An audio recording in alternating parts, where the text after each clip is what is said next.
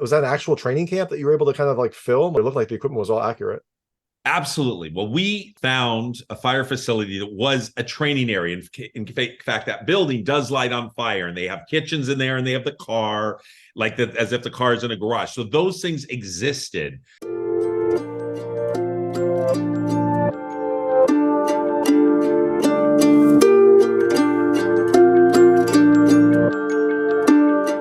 Thanks so much for joining me today. I've got Sean McNamara, the director of Vindicta, which is coming to select theaters and digital on October 6, 2023. It is a story about choices and revenge and unrest all tied together into this horror thriller. It has some deep themes and a really great cast. I'm excited to talk to you about it. So thanks so much for joining me. Thanks for having me. Of course, of course. So how did you get involved in this film? I mean, I looked at your background. There's not a ton of like horror in there. So I'm just curious, like, what about this film made you want to do it, and what was interesting about this new genre that maybe you have a ton of experience and I'm just off base, but I'd love to hear it. Well, this is the second horror movie I've done. The last one I did last year called Dangerous Game with Jon Voight, and it was a great experience. And just digging into that world is fun, and I like just mixing up genres. And I take every genre I do as a learning experience. Like, let me go in there and figure out how to make this one of the scariest, best movies as possible. Mm-hmm. So I was given a script again, and it was great. And so I said, yeah, let's definitely figure out how to do this. And I got the gig, and we went on and made the movie. That is awesome. And so what was it about this like script that you really liked that really kind of made you want to jump back in and take on this project? Well, I grew up on films, scary films like Halloween or The Shining, The Exorcist, Carrie, which just scared me. Like, I'm still, when I see some of those images, it's still like I can't sleep at night. It's just crazy. So here was a character, like this bad guy character, and we were trying to figure out how can we make that scary.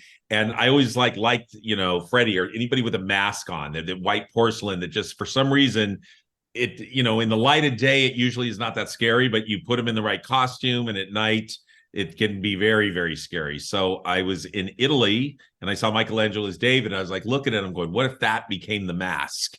And that was the impetus of like figuring out how to make this really, really scary. So I'm hoping that every Halloween eventually people see this movie, they're all going to be running around with David masks on. I hope not, because that was a very unsettling character. I do love the way that your mind works, because you're like in Italy viewing this work of art and you're like, I bet that could be a killer. And I mean, David is like ripped, so I bet he would do a great job as a killer. But yeah, that mask, like, it just looked really unsettling. Like, there's something about it, like the expressionlessness of it, I guess, maybe like the pure white porcelain. Like, I don't know what it was, but Exactly. it just looked but it's a freaky. combination of that. Like, I have 3 boys and they all walk around with their hoodies on. So again, I see this much of their face at any given time.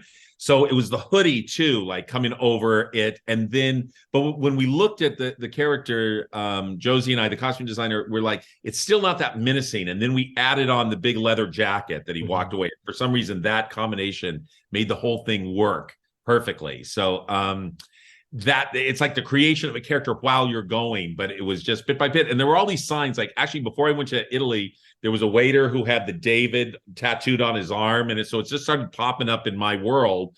And all of us, so when I finally saw him, I go, I think that could be scary. I think that could be it. So I do like how you arrived at it, because I think maybe if you had just like been true to form for David and just had him be like nude with a leaf, like that might not have been as scary, but this might not have been as scary, right? It might have been a type of scary. I don't know if it would have been as unsettling. So, and I did want to ask, like, I was curious how much, how much input you had into the design of the killer, because I thought he was really creepy. I thought, the way that he just kind of stood there and like was in the crowd, you'd see him occasionally. I thought it was really, really unsettling. So I'm glad to hear that you definitely had like your hands in the design of this killer. Yeah, well, that's the thing. There is something about that faceless, lifeless Jaws thing where it's just like there's you don't know what it's thinking. It's the way the body moved. And I remember I spoke to the actor Daniel Cudmore, who's inside, and I said, you just got to move your head very slightly, just little things like that, because that much movement up on the big screen And plus we had fire in the foreground and smoke going at any given time. It just has an intense effect, I'm hoping, on the audience. And so how it communicated, we like probably in post added some of the voiceover lines and so forth. But it was definitely like a collaboration on how the character came together. Yeah, no, definitely. And I think that that's right. Like the way that he just kind of subtly moved really helped to kind of give you that sense of unease. Right, right. So one of the things I always love about your movies is the cast is fantastic. I mean, we talked before, The King's Daughter, which had Pierce Brosnan and Kaya Soldario, I think, and then you recently did On the Wing of a Prayer with Dennis Quaid and Heather Graham. I loved the cast in this film. I was curious how they got involved in this because you see them up on screen, you're like, this is a really fantastic group. Like this is a nice like triangle of great actors to kind of tell this story. Okay, so it was one at a time. The first person was Elena Kampouris. She was our star. And I met her a year before when I was making Dangerous Game. I met her at a dinner, and she just has such presence. I just said, this woman is going to be a star one day. I just want to work with her early because she's going to hold that golden statue up one day and say, she's that good. And so getting to work with her, and her being that character was fantastic. And she, along the way, like there was no Chinese Mandarin in the script. She added that because she could speak it. So I said, yeah, let's do it. And her doing all the kick-ass fighting, she showed me a video of her doing this and learning how to fight and all of that stuff. So I said, let's do it. Let's add more of that where you're kicking back. And so we like rewrote the script to match what her talents were. So that was fantastic.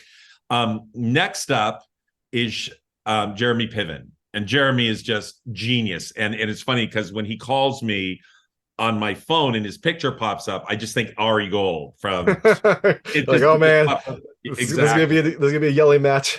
Exactly, from Entourage. There's this sort of moment of like fear that comes over me. And I want to do a quick plug. He's got a movie coming out next year called The Performer, and he is just genius in it. He's going to win tons of awards for that, but he is such a talented actor. So at any rate, he comes onto the set and he just, it was a fun new character for him where he's the nice father, he's the doting father, and then all of a sudden this starts to unravel of what is going on from a story point of view. And he just holds the scene. He has such a presence when he's on camera.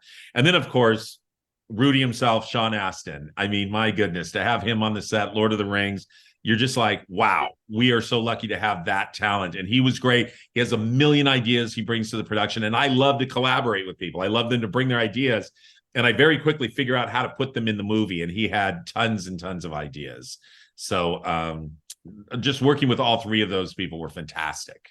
Yeah, all great. I guess we'll go one by one. So starting with Elena, yeah, I loved how like she definitely brought it. Like the running scene, you're like, damn, like she is fast. She definitely can handle herself. Like you would expect, she's not your typical kind of heroine in a horror movie. Like she definitely can handle more than you would normally expect from a female lead in a horror movie. So I love that she brought that. And she was doing her stunts herself. I mean, That's there's a certain degree of danger. Like she's crawling underneath a fire truck and he's grabbing her by the ankle and yanking her out. I mean, those sorts of things when you actually have the actor do it. So you get to see on their face and then they get pulled out and she's just fighting and throwing punches.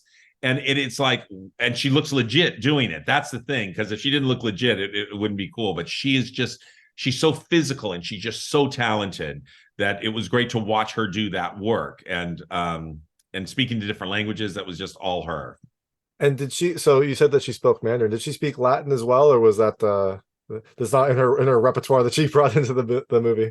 I don't think so. I think she had Mandarin before. So that wasn't in the script and we added that layer to the script. But the other, the Latin was a script point. So we figured that out and she just learned it for that. I love the kind of duality there, like a dead language and then like the most important language of the future. She had them both. It was amazing. Yeah. Yeah, and I love Jeremy Piven in it too. I think he is a very underrated actor. Like I think he gets a bad rap. I mean, I don't know. I've never met him, but I assume he probably gets a bad rap from some of the stories you heard around Entourage. But like I've seen him in some more serious roles, and he does a really fantastic job. Like he definitely has a lot more range than you'd expect after his Entourage days.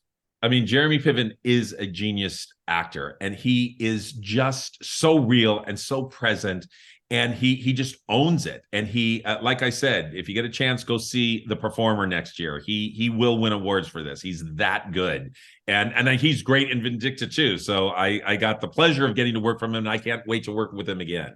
Yeah, for sure. And what was he like on set? Did you get a lot of time with him? Because I know sometimes for an indie film, you only get a few days with someone because that's all the time they have in their schedule. So how much time do you really get to spend with him on the shoot?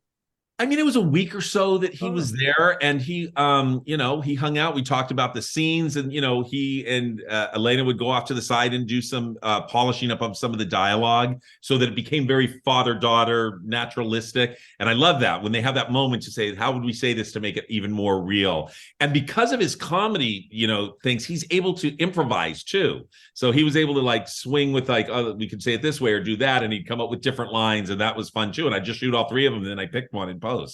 So that was fun. That makes it having that choice is probably really great. Yeah, it's awesome. Totally.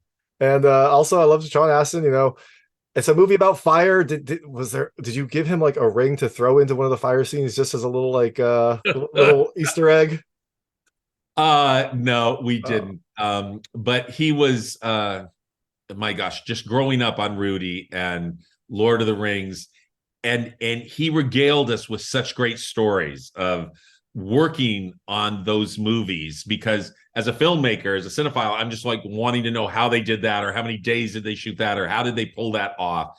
And he got hired, like, you think you're living, and then somebody says you're going to go over and shoot 3 movies in a row. Just boom, you're leaving LA, you're gone now for the next couple of years of your life. Could you imagine that being like lifted out? And he went for it, and the result is the amazing result. But I loved when he would just tell us the behind the stories of Peter Jackson and just all the different amazing stories that he could come up with. Yeah, I can't imagine that. I wonder, like, do you spend enough time in New Zealand that he is technically like a citizen of New Zealand at this point? Because I'm sure he does. It was like 2 years, I think. Yeah. And it's funny because we're just coming up on the end of the actors' strike, and because you should be interviewing them, they would be far more exciting to talk to than me. But we're literally just, I would say, a week or so away from them being able to be on this podcast. That they should be doing this because they are so talented and they would have fun talking about it. Well, I am happy to talk to you. It would have been wonderful to talk to all of them, but yeah, such is the timing of what is going on right now. Yeah. Exactly. Yeah, I've heard that is an issue with indie films, is like you want those actors out there talking about the movie just to get the word of mouth. But I'm glad that you're doing it. I'm glad that you're out there promoting the film too, just to kind of like get more people to see the movie. So one thing that is so important in this movie is the city, the riot, the city that's kind of destroyed by riots. Was that like a stage that you filmed it on, or did you find a location and just kind of like guss it up? Like, how did you make it look so kind of battle worn, I guess, or battle torn? Okay, so we set it in Seattle, and it was we got shots of Seattle and around, and we took some news footage to sell what was actually going on there. It was very odd, like filming this movie and like things really going up there, and then us making the movie of the same thing. But we found this back lot in Vancouver called Martini Studios, and it's kind of like a New York, square that comes together. And so Patrick Acuna, our production designer, just went mad, just like brought in burned out cars, and we just destroyed everything visually to create the city. So we had a lot of nice big wide shots. Like we had real, all of our background artists were playing all the people who were robbing the stores and running around, and we put fires and trash cans and all of that to give it an ambiance. But that was all created in a back lot, cut in with realistic footage from Seattle. Yeah, that makes sense. I do love the kind of size of that, area really kind of struck you, because you're like, they did a lot of work here to make this look burned out, make it look destroyed. I do love how that is kind of like a feature of yours. I remember for The King's Daughter, you filmed in Versailles, which is insane. So yeah, well, again, I get to work with great people, and Patrick was fantastic, just making those sets gorgeous. That is awesome. And another scene that kind of like struck me was there was a scene at the start with like firefighters training, and it looked fairly like pretty realistic. Like, were those actual, like, was that an actual training camp that you were able to kind of like film? Like, how did that come about? Because it looked like they were putting in the effort. It looked like the equipment was all accurate. Absolutely. Well, we again found a fire facility that was a training area. In fact, that building does light on fire, and they have kitchens in there, and they have the car, like that, as if the car is in a garage. So those things existed.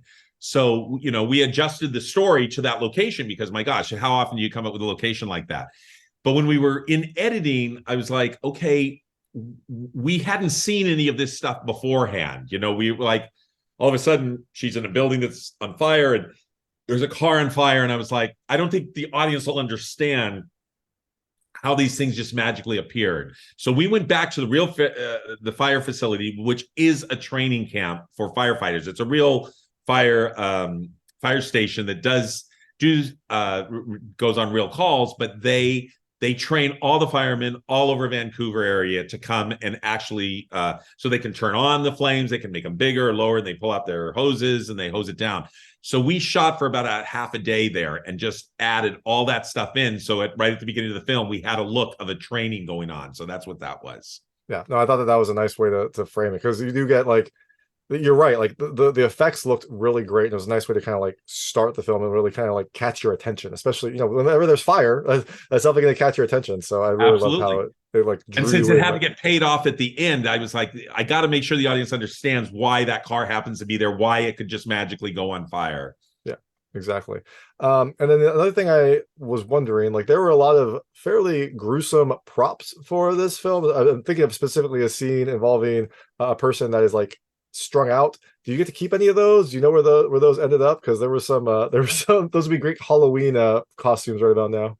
So what happened is, on that trip that I took to Italy, I also went to Malta, and I went to a museum that had torture devices, and that's what got stuck into my head. They had all these, it was literally, I don't know, I was touring Malta, a very pretty city. They shot like Jurassic Park there and stuff. And all of a sudden there's this torture museum. I went down there and I saw all these things about, like, the people like pulled out, how they were pulled apart, drawn and quartered, or things put in their mouth, or how they were, just horrible things that they would do. So that just gets stuck in my head.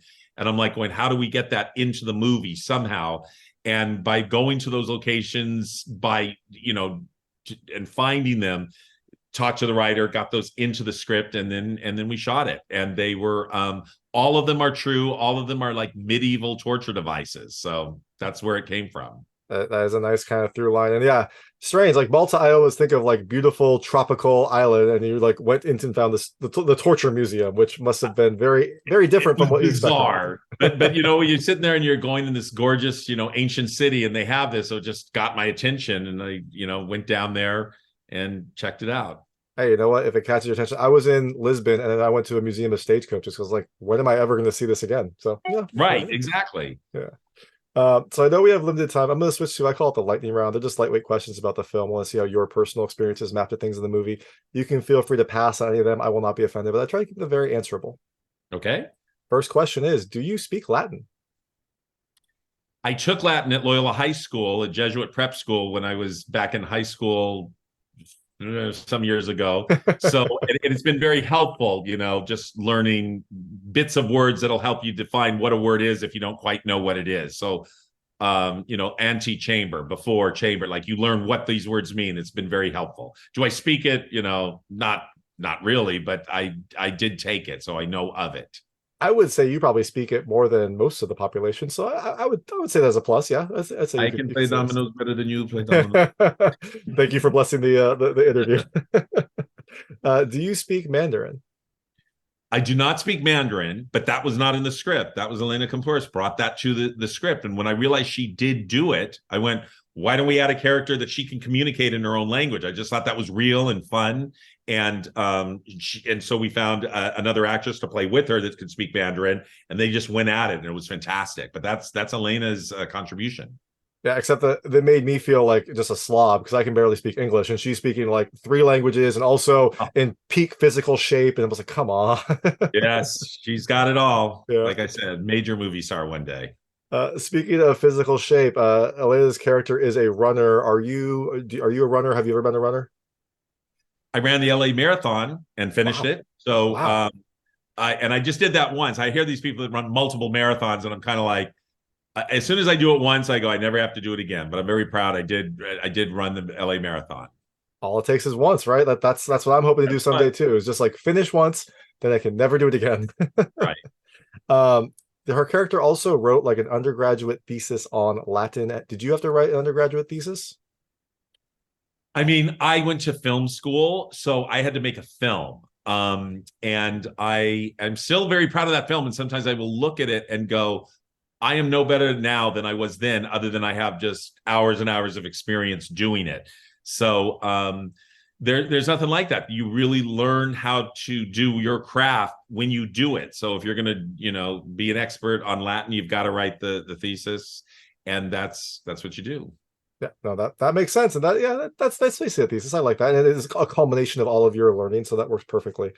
Her character was also training from a very young age to be like her father trained her for to be able to protect yourself, to have physical abilities. Did you train for anything very hard as a child? Anything that kind of like has translated today?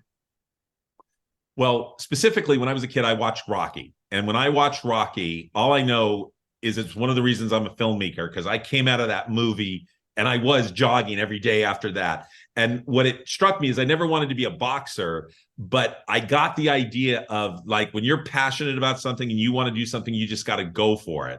So that was as far as training. At 12 years old, my dad got me a camera from Ireland, and I just started shooting. And I realized I could show these to my school teachers, and I could get out of doing homework. So mine wasn't as physical, but I did start making movies, and it worked out.